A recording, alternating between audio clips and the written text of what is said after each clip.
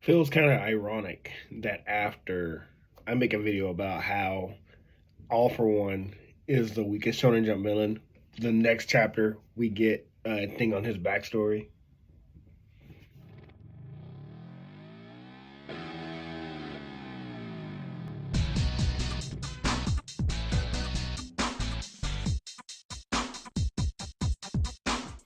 Hey guys, welcome back to the Everything Anime Podcast. I'm your host Shinry, here with Everything Anime Podcast. I bring some anime, manga, video games, TV shows, and the relevant topics I like talking about. Today's video is on My Hero Academia Chapter 408, I think. And so, again, when we last left off, All for One was getting his butt kicked by Bakugo, which again is crazy because I'm like, your main villain that you've been hyping up has been defeated twice already.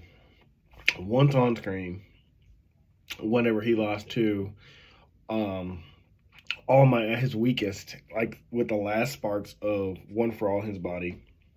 Once off screen, because we know All Might defeated him, but he also mortally wounded All Might. So I guess you call that a draw, even though he was defeated. And then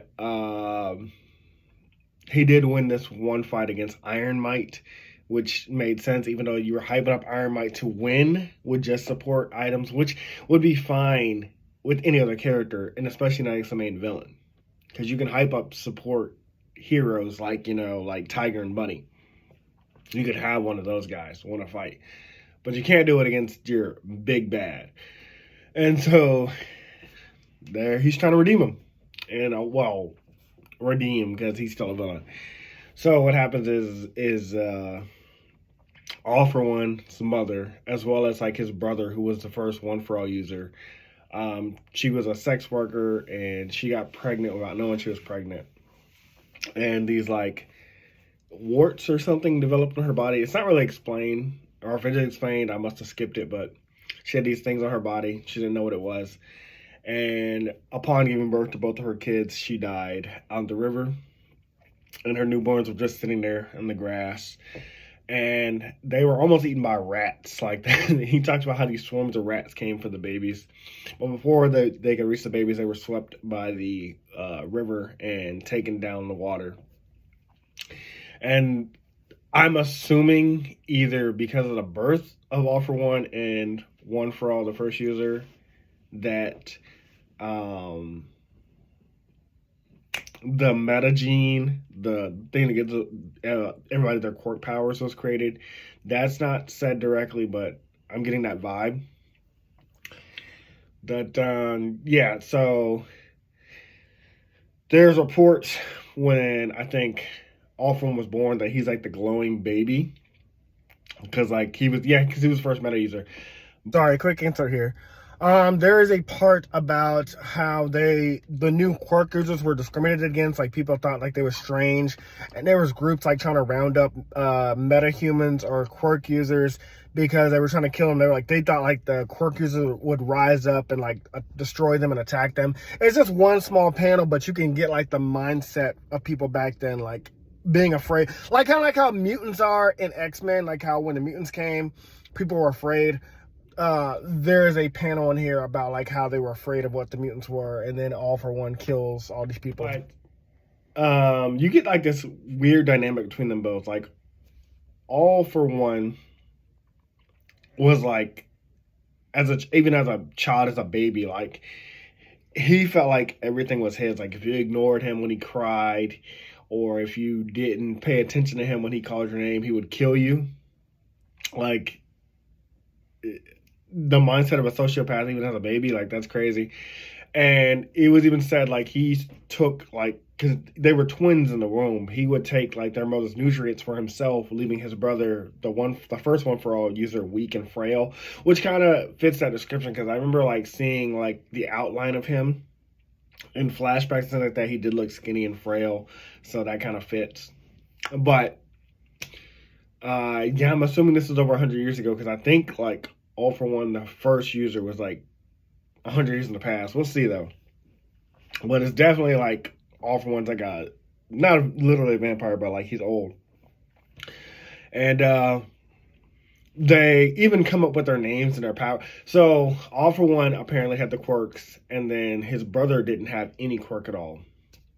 Because at the very end, it says All For One gave his brother a power, but he didn't say what it was. And All For One still had that ability to like take other people's powers, like how he took the nutrients from his mother and kept it from his brother. All For One was born with that meta ability to take things, like take other quirks and take other powers and take whatever he wanted, basically.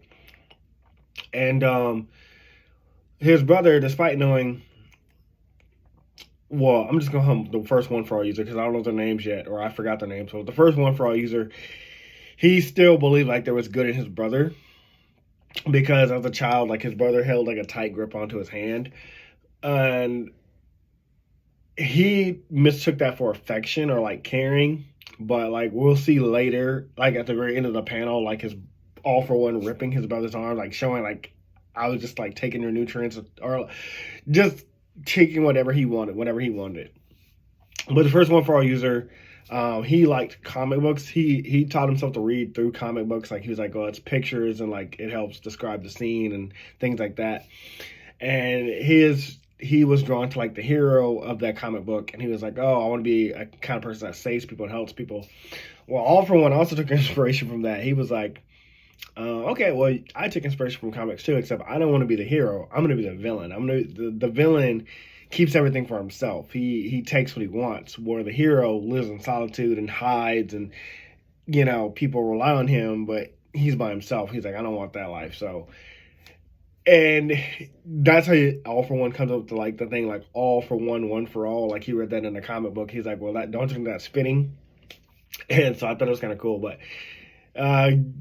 yeah, I mean, it was a quick backstory. I can't remember too much else about it, but it was interesting just to like learn a little bit more about All For One. Finally, like, I mean, it's like the very end of the series. I guess you got to, and he's about to be defeated, or he's in his final battles. That you will see how it goes. I guess I will be doing videos when I can from here on.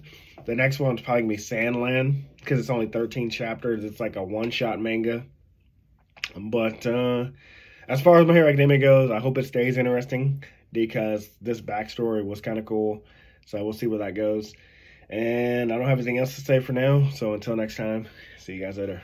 Hey guys, this video was sponsored by me, the author of the Shinry series, the Chronicles of Wayne, and Monsterverse. So I figured I'd do this outro a little bit different by showing you guys what you guys will be checking out. So, the Shinry series starts with Book 1, Shobu Samurai Project Aryoku. 10 years after the death of his parents, Shobu Samurai returns home seeking vengeance, but instead faces the choice to save his home from shadow creatures, blood beasts, and an organization once thought dead. Shinry's Shobu Samurai starts at $9.99. And if you love anime, manga, Naruto, One Piece, Bleach, Yu Yu Hakusho, Fairy Tail, Shaman King, Rave Master, Zatch Bell, anything like that, the Shinry series is definitely the series for you. You'll definitely want to check it out. The Sword of Light is probably the thickest one so far. And then these books are two. This is Enter the Dread Zone Tournament. And the series original ending, Arado, the Legendary Conjuring Master.